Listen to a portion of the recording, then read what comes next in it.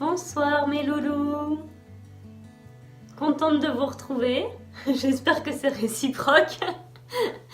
Je ne suis pas sûre. Alors, de quoi, ou plutôt de qui allons-nous parler ce soir? Eh bien, j'avais envie de vous parler de Baptiste Beaulieu. C'est très certainement un nom qui doit vous dire quelque chose. C'est effectivement un écrivain médecin qui s'était fait connaître grâce à un blog qui s'appelle Alors Voilà et qui répertorie des anecdotes de service des urgences. Blog qui avait donné un livre du même nom justement et qui avait lancé Baptiste Beaulieu dans l'écriture. Et il tient maintenant même une chronique dans l'émission Grand Bien vous fasse sur France Inter. Donc il est un petit peu sur tous les fronts et son nom doit sûrement vous être familier. Alors voilà, moi je vais vous parler, c'est le cas de le dire. Elle est hilarante vraiment. Alors voilà, je vais vous parler de deux titres de Baptiste Beaulieu voilà, que j'ai sélectionné pour vous aujourd'hui.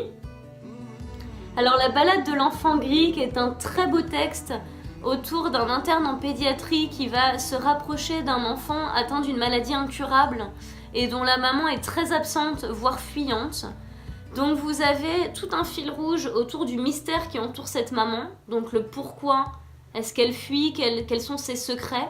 Donc évidemment, tout ce mystère donne un rythme à l'intrigue, vous avez complètement envie de comprendre. Et en parallèle, vous avez cette histoire d'amitié qui est très touchante, qui vous prend complètement aux tripes, vous êtes bouleversé, vous allez pleurer par moments, et en même temps ça fait du bien. Vous allez vous dire, elle est complètement maso cette fille. Mais c'est vrai que c'est beau parce que ça vous ramène vraiment à l'essentiel, d'autant plus que l'écriture est vraiment sans fioriture, pas alambiquée, etc. On est dans quelque chose qui va directement à l'émotion, qui est juste et qui vous prend directement aux tripes.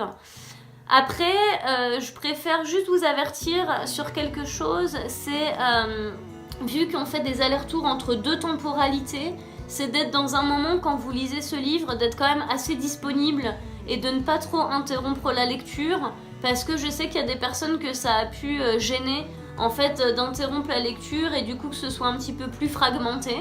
Donc c'est la seule chose que j'aurais à dire. Sinon vraiment allez-y. C'est un très beau texte, je vous dis, il y a du rythme, il y a de très belles émotions. Certes, ce sont voilà, c'est un thème qui est pas très rigolo, hein, je le comprends bien, mais du coup c'est plus un hymne à la vie en fait et ça vous ramène vraiment à l'essentiel.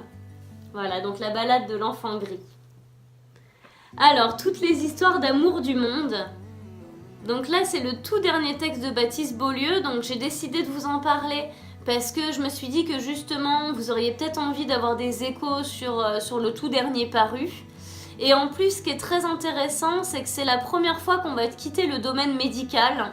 On reste dans le vécu, hein, puisque c'est encore quelque chose de personnel pour Baptiste Beaulieu, mais cette fois-ci, c'est dans son histoire familiale. Alors, une question, vous allez comprendre. Comment réagiriez-vous si vous retrouviez dans les affaires de votre père ou de votre grand-père des lettres adressées à une femme que vous ne connaissez pas et des lettres en plus qui sont empreintes d'une grande tendresse et qui sont même des lettres d'amour? Alors oui, quand même vaste question. Que feriez-vous ? Donc c'est la question qui a été amenée à se poser Baptiste Beaulieu, puisqu'avec son papa, ils ont retrouvé dans les affaires du grand-père, dans les carnets du grand-père, des lettres qui ont été recopiées, des lettres qui ont été écrites pendant des années à une certaine Anne-Lise Schmitt, à qui il s'adresse avec une très grande tendresse, mais ni Baptiste ni son père ne savaient qui est cette femme. Et du coup, ils sont à sa recherche, donc finalement, le livre est à la fois le récit de quelque chose de vécu et de très personnel, mais c'est aussi l'occasion pour lui d'essayer d'avoir des réponses sur son histoire et de retrouver cette femme. Donc il lance vraiment un appel à témoins et le lecteur se fait aussi le relais quelque part de cette quête. Donc ça, j'ai trouvé que c'était un livre, alors évidemment je vous dis tout ça, mais il y a aussi une très très belle histoire d'amour, une histoire d'amour compliquée, une histoire d'amour vraiment touchante. Donc c'est vraiment à découvrir et on retrouve cette humanité de toute façon qui est présente dans tous les textes de Baptiste Beaulieu et c'est un vrai bonheur. Donc découvrez-le, toutes les histoires d'amour du monde. Je tenais tout particulièrement à remercier Baptiste Beaulieu d'avoir accepté de venir dans ma petite librairie de province la semaine dernière pour une rencontre dédicace. Ça a été un moment de partage extraordinaire, vraiment un moment suspendu, hors du temps. Ça fait vraiment un bien fou pour nos clients comme pour nous, donc vraiment merci beaucoup. De manière générale, que ce soit dans ses romans ou dans ses chroniques, Baptiste Beaulieu prône l'amour, le respect, la tolérance, et ce sont vraiment des valeurs qui sont quand même assez essentielles, et je pense qu'on en a vraiment besoin. Donc voilà, j'espère que cette vidéo vous aura touché, vous aura intéressé. En tout cas, je tenais vraiment, dans le prolongement de ce très beau moment qu'a été la dédicace, je tenais vraiment à faire cette vidéo pour vous parler de Baptiste Beaulieu. Je vous remercie beaucoup, je vous dis à très bientôt et je vous embrasse. Merci.